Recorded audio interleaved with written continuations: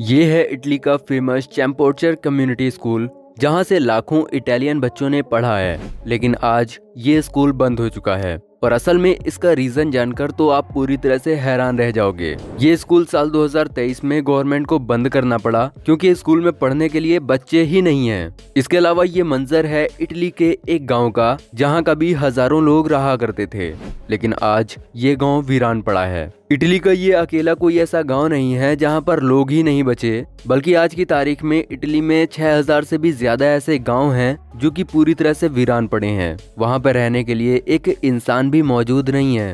अक्टूबर 2023 के एक सर्वे में एक हैरान कर देने वाला आंकड़ा दुनिया के सामने आया। दरअसल अक्टूबर में इटली की एक न्यूज एजेंसी ने एक आर्टिकल लिखा कि वहां पर पिछले 3 महीनों में एक भी बच्चा नहीं पैदा हुआ है। इस बात ने पूरी दुनिया को हैरान कर दिया कि 3 महीने के लंबे टाइम पीरियड में पूरे इटली में एक बच्चे ने भी जन्म नहीं लिया।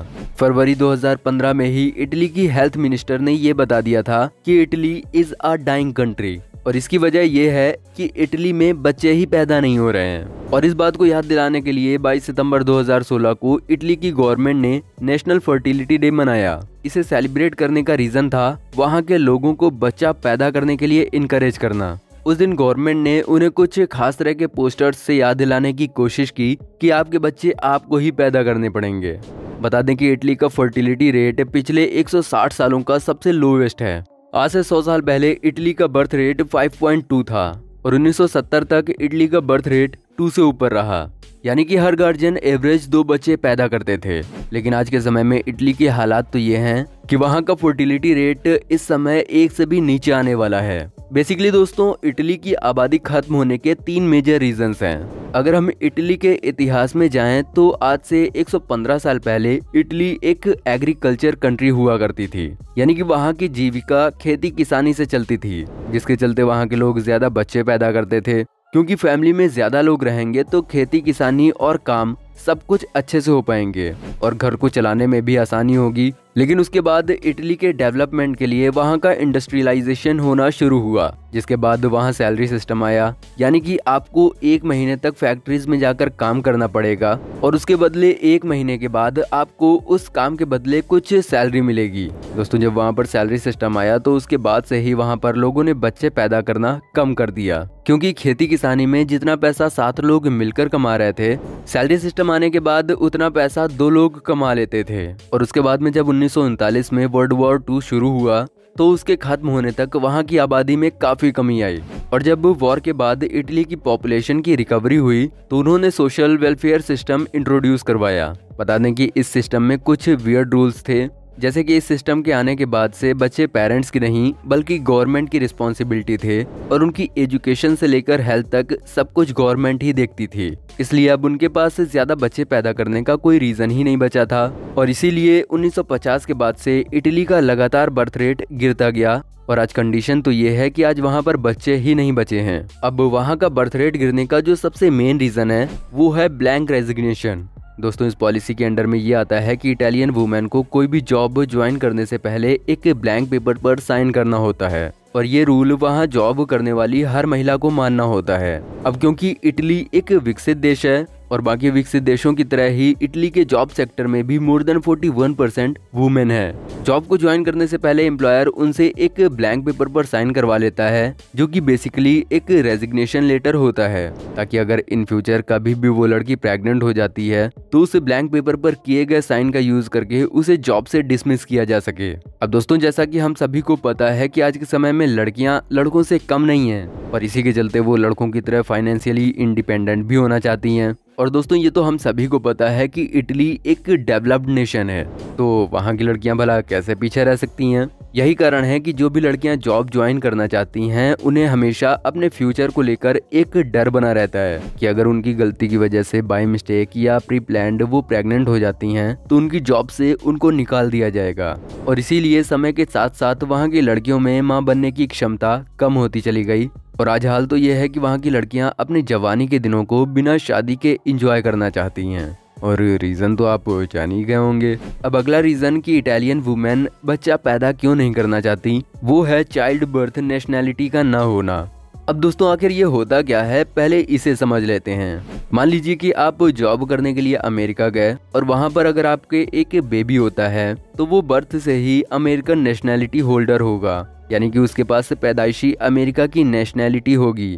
जबकि इटली में ऐसा नहीं है। चाहे भले ही आपको वहाँ की नेशनैलिटी मिल चुकी हो और वहाँ के आप टैक्स पेयर हों, इसलिए ही वहाँ पर जाकर जॉब करने वाले इमिग्रेंट्स कुछ सालों तक वहाँ पर जॉब करने के बाद नॉर्दर्न यूरोप की तरफ मूव कर जाते हैं। अब एक ऐसा देश जहाँ पर ऑलरेडी बच्चों की कमी हो, वहाँ पर इस तरह के रूल्स दूसरे देशों से आने वाले लोगों को ज्यादा दिन टिकने नहीं देते। अब बात करते हैं कि आखिर इटालियन लोग बच्चे पैदा क्यों नहीं करना चाहते।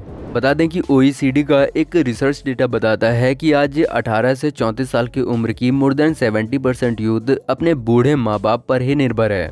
वैसे दोस्तों ये इंडिया में तो बड़ी ही आम बात है कि बच्चे बड़े होने के बाद भी अपने पेरेंट्स के साथ ही रहते हैं, लेकिन वेस्टर्न कंट्रीज में ऐसा होना सच में काफी अनयूजुअल है, क्योंकि दोस्तों आमतौर पर वहाँ के कल्चर के हिसाब से बच्चे पढ़ाई लिखाई करने के बाद 18 से 20 साल की उम्र होते ही अपने पेरेंट्स से अलग हो जाते हैं और वो उनसे अलग ही रहते हैं। लेकिन यूएन की एक रिसर्च के अनुसार इटली में 25 से लेकर 35 साल तक की उम्र के बच्चे अपने पेरेंट्स के साथ ही रहते हैं और उन पर ही फाइनेंशियली निर्भर भी रहते हैं, क्योंकि इटली में जॉब्स ही नहीं है और जो जॉब्स हैं भी उनकी भी सैलरी सफिशिएंट नहीं है। CNN के एक डेटा के अकॉर्डिंग इटली के पर पर्सन की एवरेज इनकम 2475 यूरोज है और एक घर का रेंट 12.12 यूरो पर मीटर होता है। अब ऐसे में अगर कोई मिनिमम 100 स्क्वायर मीटर का भी घर लेना चाहेगा तो इस घर का रेंट उसकी सैलरी का लगभग आधा होगा। अब ये सब आखिर वहाँ पर हो क्यों रहा है, तो आपको बता दें कि ऐसा वहाँ पर चलने वाली रिसेशन यानी कि मंदी की वजह से होता है। आज के समय में मंदी के चलते इटली की हालत तो ऐसी हो चुकी है कि जिस देश से पिज्जा का जन्म हुआ उस देश से डोमिनोज ने कस्टमर्स न होने के कारण अपने सारे स्टोर्स ही बंद कर दिए। बता दें कि मंदी का ये दौर इटली में पिछले कई सालों से चल रहा है और अब इटली का डेब्ट टू GDP रेशियो 145% हो गया है, यानी कि इटली 1 रुपए कमा रहा है लेकिन उसे अपने खर्चे पूरे करने के लिए 145 रुपए कर्ज लेना पड़ रहा है। अब ऐसे समय में दोस्तों जब देश का फ्यूचर ही श्योर ना हो कि कब क्या हो जाएगा, तो ऐसे में देशवासी खुद के आने वाले फ्यूचर को कैसे ट्रबल में डाल सकते हैं। अब दोस्तों इतना सब कुछ जानने के बाद आपको वहाँ के क्राइसिस का अंदाजा तो लग ही चुका होगा, लेकिन अब ऐसे में आता है सबसे बड़ा सवाल कि आखिर इटली खुद को खत्म होने से कैसे बचा सकता है, जो कि असल में सबसे बड़ा मुद्दा भी है। तो उसका जवाब है स्वीडन की स्ट्रेटजी। स्वीडन के 1950 से लेकर अब तक के टोटल फर्टिलिटी रेट को अगर ध्यान से देखें तो ये साफ दिखता है कि साल 2000 के बाद से उनका फर्टिलिटी रेट बढ़ा है। भले ही वर्तमान में ये आंकड़ा ना बढ़ रहा हो, लेकिन ये घट भी नहीं रहा है। लेकिन अब सवाल ये है कि आखिर वो कौन सी स्ट्रेटजी है जिन्हें अडॉप्ट करके स्वीडन ने अपनी घटती हुई आबादी पर अंकुश लगाया, क्योंकि आज जिस हाल से इटली गुजर रहा है वही हाल किसी समय पर स्वीडन का भी था। लेकिन उन्होंने इस क्राइसिस से निपटने और अपने देश की जनसंख्या को बढ़ाने के लिए कुछ रूल्स बनाए, जिनमें से सबसे पहला रूल था चाइल्ड केयर। लेकिन दोस्तों यहाँ पर चाइल्ड केयर का मतलब बच्चों की देखरेख से नहीं है, बल्कि चाइल्ड केयर का मतलब जितने ज्यादा बच्चे उतनी कम फीस। स्वीडन के पेरेंट्स को ये अधिकार है कि वो अपने 1 से 6 साल तक के बच्चे को प्री स्कूल में रख सकते हैं और प्री स्कूल में बच्चों के एडमिशन का बर्डन उनके पेरेंट्स ना झेलें, इसके लिए वहाँ के प्राइवेट और गवर्नमेंट दोनों तरह के प्री स्कूल्स की फीस बराबर होती है। वहाँ ऐसा नहीं है कि सरकारी स्कूल मतलब कम फीस और प्राइवेट स्कूल यानी कि ज्यादा फीस। वहाँ पर फीस स्ट्रक्चर भी हर वर्ग के इंसान के लिए पॉकेट फ्रेंडली होता है। वहाँ पर पहले बच्चे के लिए हाईएस्ट फीस देनी होती है, जबकि सेकंड और थर्ड बच्चे के लिए और भी कम, और अगर 3 बच्चों से ज्यादा बच्चे हैं तो वो फीस पूरी तरह से माफ हो जाती है, यानी कि वो बच्चा फ्री में ही पढ़ता है। इसके अलावा वहाँ पर एक नया बिल इंट्रोड्यूस किया गया था जिसके अनुसार पेरेंट्स की इनकम के 3% से ज्यादा फीस नहीं ली जा सकती, चाहे फिर वो प्राइवेट स्कूल हो या फिर सरकारी स्कूल।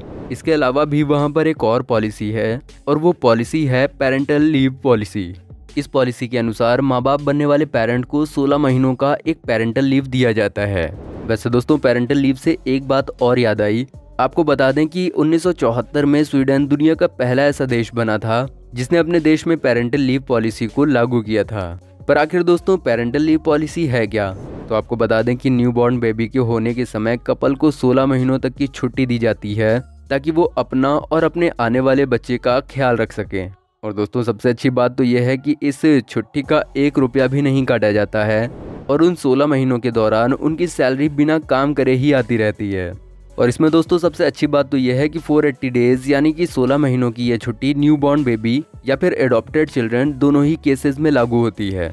और अगर इटली को खुद को खत्म होने से बचाना है तो उसे भी इस तरह की पॉलिसी को जल्द से जल्द अपने देश में लागू करना होगा, नहीं तो आने वाले कुछ ही सालों में इटली वर्ल्ड मैप से गायब हो जाएगा। वैसे दोस्तों क्या राय है आपकी इटली की इस क्राइसिस के बारे में? कमेंट सेक्शन में अपनी राय जरूर दें।